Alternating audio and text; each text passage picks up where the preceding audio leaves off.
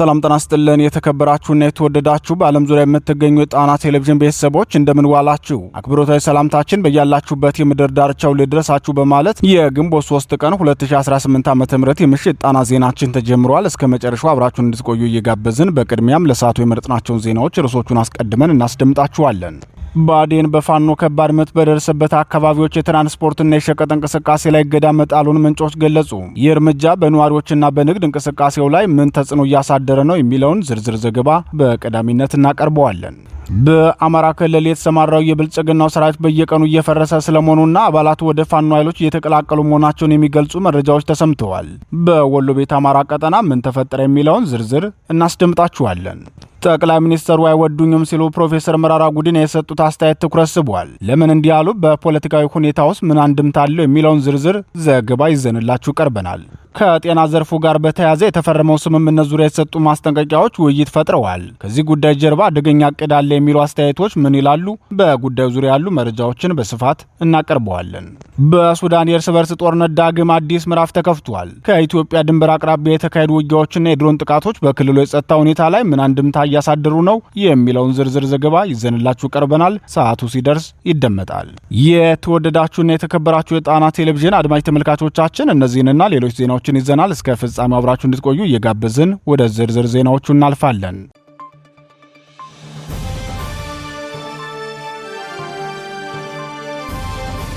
ብአዴን ትራንስፖርት ክልከላ ጣለ። የአማራ ሕዝብ የተከፈተበትን የዘር ማጥፋት ጦርነት ከኦህዴድ ብልጽግናው ነፍሰ በላ ሰራዊት ጎን ተሰልፎ የአማራን ሕዝብ መከራ እያበዛ የሚገኘው የክልሉ መንግስት በፋኖ ከባድ ምት በደረሰበት አካባቢ በሙሉ የትራንስፖርትና የሸቀጥ ክልከላ ማድረጉን ምንጮቻችን ገለጹ። በቅርቡ በደቡባዊ ጎንደር ዞን ስማዳ ወረዳ የኳሳ ቀጠና ላይ በአማራ ፋኖ ብሔራዊ ንቅናቄ ጎንደር ጠቅላይ ግዛት በላይዝ 206ኛ ከፍ ያለው ደሴ ኮር ብርቱ ምት የደረሰበት የብልጽግናው ሰራዊት ዛሬ በአካባቢው ምንም አይነት የህዝብ ትራንስፖርትና የሸቀጣሸቀጥ ዝውውር እንዳይደረግ ክልከላ ጥሏል። በዚህም የአካባቢው ህዝብ ለከፋ ማህበራዊ ኢኮኖሚያዊ ችግር መዳረጉን አስተያየት ሰጪዎች ተናግረዋል። የስርዓቱን መዋቅራዊ ወንጀልና ህዝብ ላይ የጣለውን ክልከላ አስመልክቶ መረጃውን የሰጡ የአካባቢው ነዋሪዎች ሲናገሩም ስማዳ ወረዳ በሚገኘው የኳሳ ቀጠና የብልጽግናው ስርዓት ምንም አይነት የትራንስፖርት አገልግሎትም ሆነ የሸቀጣሸቀጥ አቅርቦት እንዳይገባ ጥብቅ ክልከላ ስላደረገ ተቸግረናል። በተለይም የሕክምና ቀጠሮ ያላቸው ወገኖች እንዳይንቀሳቀሱ መደረጋቸውና የምግብ ሸቀጣሸቀጥ መከልከሉ ችግሩን ከባድ አድርጎታል ብለዋል። ቀጠናውን የተቆጣጠረ የአማራ ፋኖ ብሔራዊ ንቅናቄ ጎንደር ጠቅላይ ግዛት በበኩሉ የጠላት ሰራዊት ፋኖን አፍናለሁ ብሎ በቀጠናው ግንቦት 30 ቀን 2018 ዓ.ም ተንቀሳቅሶ ነበር። ለዚህ ዓላማ የተንቀሳቀሰው ኃይል ከፍተኛ ምት አርፎበት ከሻለቃ አዛዥ እስከ ዲሽቃ ተኳሽ ድረስ እርምጃ ተወስዶበት ነበር የተመለሰው። በዚህ ምት ምክንያት ከፍተኛ ወታደራዊና ፖለቲካዊ ውድቀት ውስጥ ገብቶ የሰነበተው ስብስብ ቀጠናው ሙሉ በሙሉ ከሌሎች አካባቢዎች የመነጠል ስራ እየሰራ ነው። ድርጊቱ በአካባቢው ማህበረሰብ የዕለት ተዕለት እንቅስቃሴ ላይ ከፍተኛ ተጽዕኖ እያሳደረ ይገኛል በማለት የስርዓቱን ውሳኔ ምክንያት ገልጿል። የ206ኛ ከፍ ያለው ደሴ ኮር ህዝብ ግንኙነት ክፍል አክሎም ይህን የተጣለውን ከባድ ክልከላ ተከትሎ በአካባቢው ባሉ ነዋሪዎች ላይ ከፍተኛ የኢኮኖሚና የማህበራዊ ቀውስ እየተፈጠረ መሆኑን አስታውቆ በተለይም እንደ ምግብ፣ መድኃኒትና ሌሎች መሰረታዊ የፍጆታ ዕቃዎች ወደ ቀጠናው እንዳይገቡ መታገዳቸው በህዝቡ ላይ አስከፊ የረሃብና የጤና ስጋት ፈጥሯል። ከዚህም በላይ የትራንስፖርት መቋረጡ የሕክምና እርዳታ ለሚያስፈልጋቸው ህመምተኞችና ለነፍሰ ጡር እናቶች ህይወት አስጊ ሁኔታን አሳድሯል ብሏል። በዚህ መንገድ እስከ መቼ ስርዓቱ ህዝብን መንገድ እየዘጋ ይቀጥላል ለሚለው የጣና ቴሌቪዥን ጥያቄ ምላሽ የሰጠው የአማራ ፋኖ ብሔራዊ ንቅናቄ ጎንደር ጠቅላይ ግዛት በላይዝ 206ኛ ከፍ ያለው ደሴ ኮር ህዝብ ግንኙነት ኃላፊ አርበኛ ጋሻው ግዛት የጠላት መንገድ መዝጋትም ሆነ ማንኛውም ክልከላና ጭቆና ሊቆም የሚችለው በእኛ ማሸነፍ ብቻ ነው። እንድናሸንፍ ደግሞ የሰራዊት አንድነትና የህዝብ ድጋፍ ያስፈልጋል። አንድነታችን አጠናክረን ከታገልነው እንኳን የዘጋውን መንገድ ይቅርና የተቀመጠበትን ዙፋኑንም ለቆ ይወጣል በማለት ተናግረዋል።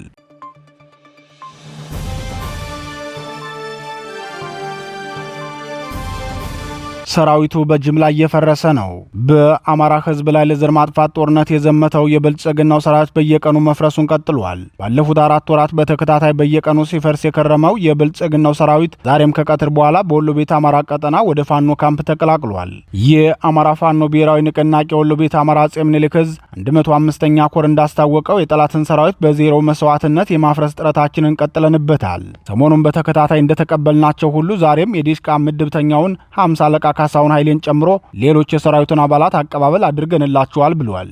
በጎጃም ጠቅላይ ግዛት የሰፈረውና በጄኔራል ብርሃኑ ጥላውን የሚመራው የብልጽግናው 6ኛ እዝ በየቀኑ ሰራዊቱ እየከዳ እንደተቸገረው ሁሉ በወሎ ጠቅላይ ግዛትም የብልጽግናው 11ኛ እዝ ሰራዊት በየቀኑ ፋኖን እየተቀላቀለ ነው። በዚህ የተነሳ 11ኛ እዝ ለፋኖ የኃይል ግብዓት አቅራቢ ሆናለች እያሉ የሰራዊቱ አዛዦች ይገልጹታል። በዛሬው ዕለት አትሮኖስ ሻለቃን የተቀላቀለው የዲሽቃ ምድብተኛ ሻምበል መሪውን 50 አለቃ ካሳሁን ኃይሌን ጨምሮ በርካታ አባላቱ በተከታታይ ወደ ፋኖ ገብተዋል። ዛሬ ፋኖን ከተቀላቀሉት የብልጽግናው ሰራዊት አባላት መካከል 50 አለቃ ካሳሁን ኃይሌ ስለ ብልጽግናው ሰራዊት ቁመና ሲናገርም ለምንና በምን ምክንያት እንደሚዋጋ የማያውቅ ዓላማ የሌለውና የጥቂት ግለሰቦችን ስልጣን ለማስከበር መተኪያ የሌላትን አንድያ ህይወቱን የሚገብር በመሆኑ መላው ሰራዊት በደመ ነፍስ የሚቅበዘበዝ ሆኗል። ሞራሉም የወደቀ ስለሆነ የሞራል ስንቅ ያልታጠቀ ሰራዊት ደግሞ በየውጊያው የሽንፈት ጽዋን ቢጎነጭ የሚደንቅ አይደለም ሲል መናገሩን የአጼ ምኒልክ ዕዝ የህዝብ ግንኙነት መምሪያ አስታውቋል። የአጼ ምኒልክ ዕዝ የህዝብ ግንኙነት መምሪያ አክሎም በዚሁ ምዕራብ ወሎ ቀጠና በጃማ ወረዳ 33ኛው አሲር ክፍለ ጦር ነጻ ባወጣው አያፈጅ ቀጠና ከአባት አርበኞች ጋር አመርቂ ውይይት አካሂዷል። በውይይቱም አሁናዊ የአማራ ህዝብ የትግል ቁመና፣ የአማራ ትግል የደረሰበት ደረጃና በስርዓቱ ውድቀት ላይ ጥልቅ ውይይት ተካሂዶበታል ሲል ተናግሯል።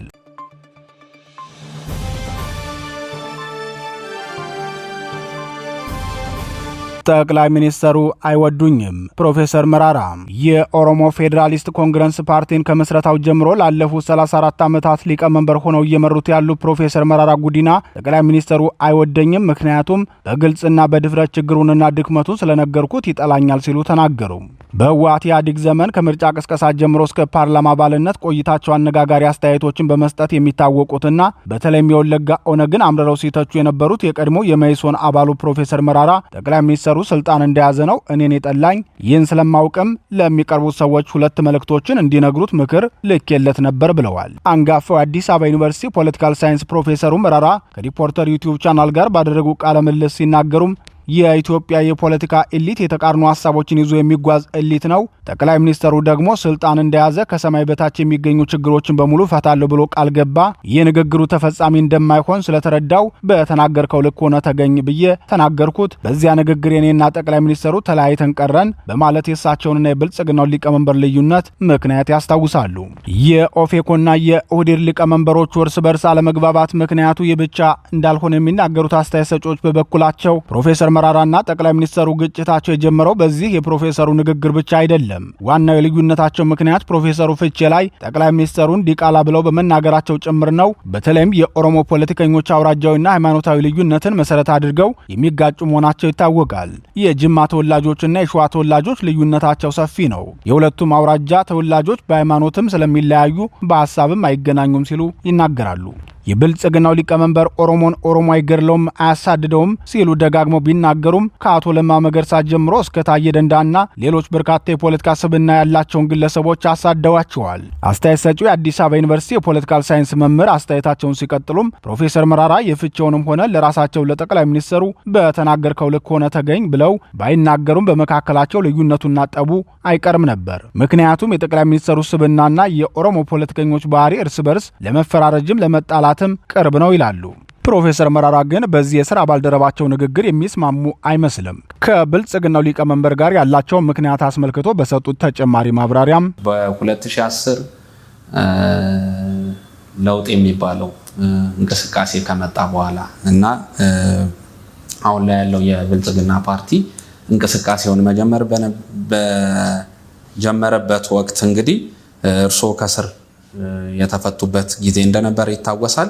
ታዲያ አንድ ሀገራዊ የምክክር መድረክ ላይ ውይይት ላይ ተገኝተው ጠቅላይ ሚኒስትሩ ባቀረቧቸው የለውጥ እሳቤዎች ላይ ወቅቱ ቶክ የሚል አይነት ወይም ወቅ ዘ ቶክ የሚል አይነት አስተያየት በይፋ ሰጥተው ነበር። ያስታውሳሉ? ይህንን አስተያየት ማስታወስ ብቻ ሳይሆን ምናልባት ለመጀመሪያ ጊዜ ከጠቅላይ ሚኒስትሩ ጋር መለያየት የጀመርነው በዛን ቀን ይመስለኛል። በዛ ጉዳይም ይመስለኛል። ምናልባት በወቅቱ ጠቅላይ ሚኒስትሩን ወክ ዘ ቶክ ያሉበት ምክንያት ምን ነበር? አሁን ላይ ሆነውስ ሲያስቡት ያንን መናገሮት እንዴት ይታያል? ይጸጸታሉ ወይስ ይህንን ጥያቄ በማንሳቶት? ነው መጸጸት ሳይሆን እንዳውም ሊመጣ የሚችለውን በዛ ደረጃና ሁኔታ መግለጼ እንዳውም ደስተኛ ነኝ። ምክንያቱም ጠቅላይ ሚኒስትሩ ገና ወደ ስልጣን ማምጣቱ ነበር። እጁ ብዙ ነገሮች ውስጥ ሳይነካካ የዛን ጊዜ ትዝም እስከምለኝ ከሰማይ በታች ሁሉም ነገሮች ለመፍታት ብዙ ቃል ይገባ ነበር። በተግባር ደግሞ እነዛ ነገሮች መፈጸም በኢትዮጵያ ፖለቲካ ውስጥ ብዙ አስቻይ ሁኔታዎች የሉ። ብዙ ፖለቲካ ፍላጎቶችም የሚጋጩበት ሁኔታ አለ። በተለይም ከሁሉም በላይ ደግሞ የኢትዮጵያ ልሂቃን የሚባሉት የፖለቲካ ልሂቃን መጽሐፌ ላይም በትክክል እንደገለጽኩኝ የሚጋጩ ህልሞችን ይዞ የሚጓዙ ስለሆነ ጠቅላይ ሚኒስትሩም ያንን የሚጋጩ ህልሞችን ይዞ እዛ ውስጥ ሲገባ እኔ በስነ ስርዓት ነው ሊመጣ የሚችሉ ነገሮችን ለመጠቆም የሞከርኩኝ። ዳውም የተሻለ ግንዛቤ በሚሰጥ ደረጃ የጠቆምኩኝ ይመስለኛል። እንዳውም ከዛ በፊት ብዙ ሰው ማያውቀው የኦሮሞ በጠቅላይ ሚኒስትሩ ስልጣን በያዘበት ዘመን የተመረቁ የአዲስ አበባ ዩኒቨርሲቲ ወይም የፍንፍኔ ዩኒቨርሲቲ የኦሮሞ ተማሪዎች ጠይቆኝ እዛ ላይ ተገኝቼ አዲሱን ጠቅላይ ሚኒስትር ሁለት ነገሮች እንዲመክሩ ምናልባት እዛ ሌሎችም ኦፒዲዮን ጨምሮ እዛ ላይ ስለነበሩ አዲሱን ጠቅላይ ሚኒስትር የምትቀርቡት ምከሩ ብዬ ተናግሬ ነበር። እሱ ምንድነው? አንደኛው አንድ ፈረንሳዊ በኢትዮጵያ ከንጉሱ ዘመን ጀምሮ ብዙ ጊዜ ስለ ኢትዮጵያ የሚያወራ የሚጽፍ የሚናገር ሬኔ ላፎር የሚባል ምሁር ነበር። የኢትዮጵያ ፖለቲካ ትልቁ ችግር ይላል የኢትዮጵያን ፖለቲካ ፓስፖርት ይዞ የሞተው መለስ ነው። ስለዚህ ነው የተቸገሩበት ለማስተካከል ብሎ ተናግሮ ነበር። ስለዚህ እሱን ያነሳውና እንደዚህ የሆነ ሰው ኢትዮጵያን በቅርብ የሚያውቅ ፈረንጅ እንደዚህ ብሎ ነበር። አዲሱ ጠቅላይ ሚኒስትርም ወይ ራሱን ፓስፖርት መፍጠር መቻል አለበት ወይ ከመለስ መቃብር የኢትዮጵያን ፖለቲካ ፓስፖርት መልሶ ማግኘት አለበት። ይህንን ንገሩ ነው። ሁለተኛው ደግሞ እንዴት ለምን እንደመጣልኝም ለርገው አላውቅም። የምኒልክ ቤተ መንግስት የገባ ኦሮሞ ወይ ራሱ ይጠፋል ወይ ኦሮሞን አጥፍቶ ይጠፋል ብዬ የኢያሱን፣ የአፄ ኃይለ ሥላሴን፣ የመንግስቱ ኃይለማርያምን፣ የጀነራል ተፈሪ በንቴን እነዚህ በጊዜው ገብቶ የወጡትን ተናግሬ ጥንቃቄ እንዲያደርግ ብዬ ነበር። ምኒልክ ቤተ መንግስት የገባ ኦሮሞ ወይ ራሱ ይጠፋል ወይ ኦሮሞን አጥፍቶ ይጠፋል የሚለውን እና ምክሩት እና በዛ ሐሳቤ አሁን ላይ ያለው መንግስት እንደዛ ሆኗል ብለው ነው የሚያስበው። ቢያንስ ከኦሮሞ ጋር ቀላል ያልሆነ ጠብ ውስጥ የገባ ይመስለኛል።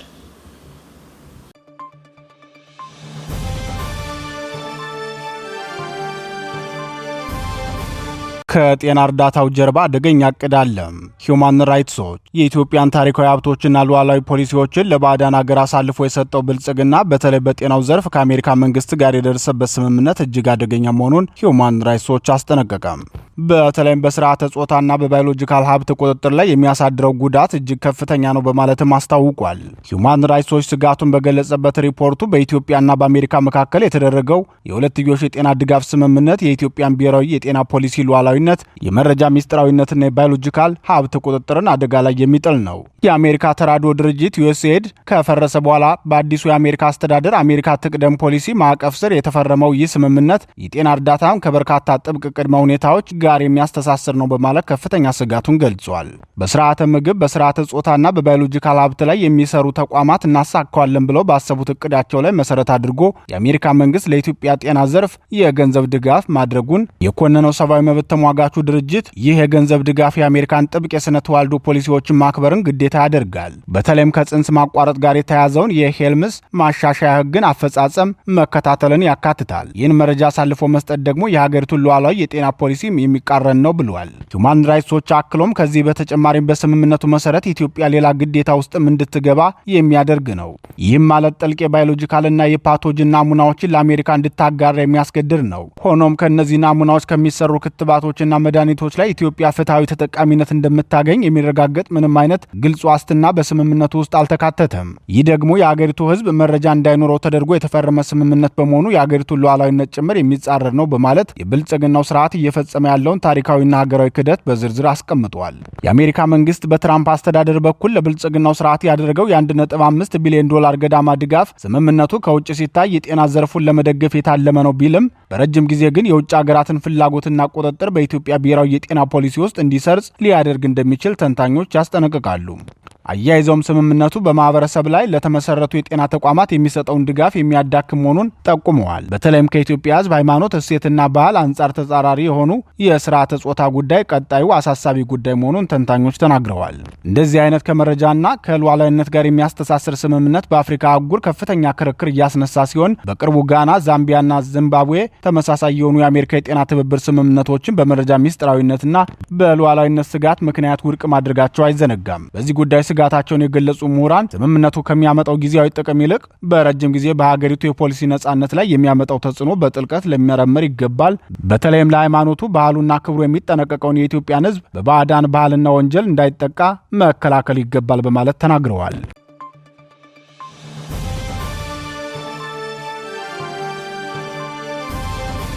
ጦሩ ወደ ድንበር ተጠጋ። ህወሓትንና ብልጽግናውን ጨምሮ በርካታ ሀገራት እጃቸውን ያስገቡበት የሱዳን የእርስ በርስ ጦርነት በኢትዮጵያ ድንበር አቅራቢያ ብርቱ ውጊያ እየተካሄደበት ውሏል። ወታደራዊ ስትራቴጂካል ቦታና ከፍተኛ የወርቅ ክምችት ባለባት የብሉ ናይል ግዛት ኩምሩክ ከተማ ላይ የአልቡራን ጦር የድሮን ድብደባ ሲያደርግ መዋሉን ዓለም አቀፍ ሚዲያዎች ዘግበዋል።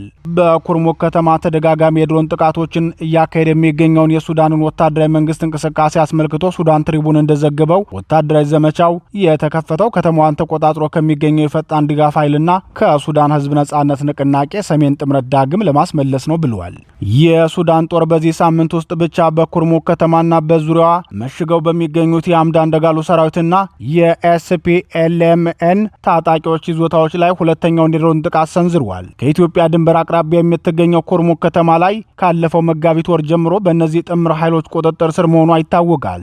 በተለይም የፈጥኖ ደራሽ ኃይሉ ወታደራዊ ይዞታዎችን እንዲያሰፋ ከብልጽግናው መንግስት ከፍተኛ ድጋፍ እየተደረገለት ሲሆን የሱዳን ወታደራዊ መንግስትም ከባህር ዳር ድሮን እየተነሳ ደብድቦኛል በማለት ብልጽግናው መክሰሱ አይዘነጋም። የአልቡራን ጦር በበኩሉ የህወሓትን ታጣቂ ሰራዊት በቅጥረኝነት ገዝቶ እያዋጋ መሆኑ ይታወቃል።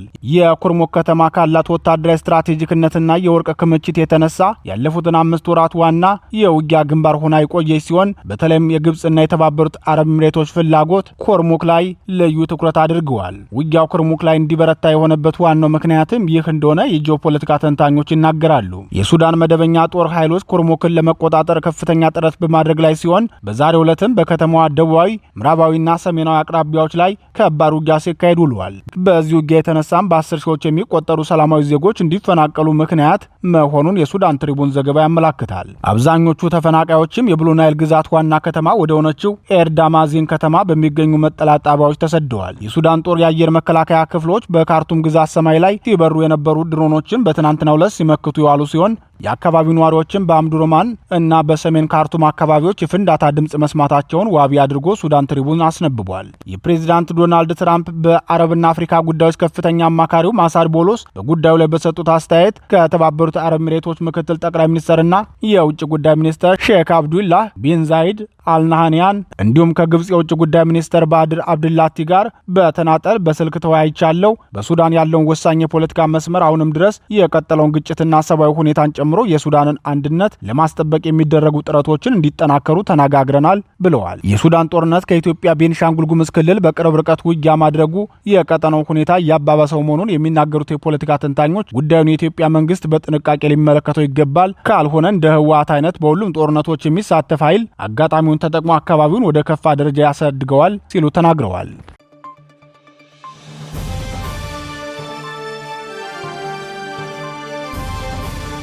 የተወደዳችሁና የተከበራችሁ የጣና ቴሌቪዥን አድማጭ ተመልካቾቻችን የምሽቱ ዜናችን የተከታተላችሁትን ይመስል ነበር። ምርጫችሁ ስለምታደርጉን ከልብ እናመሰግናለን። ተሰናበትናችሁ። ጤና ይስጥልን።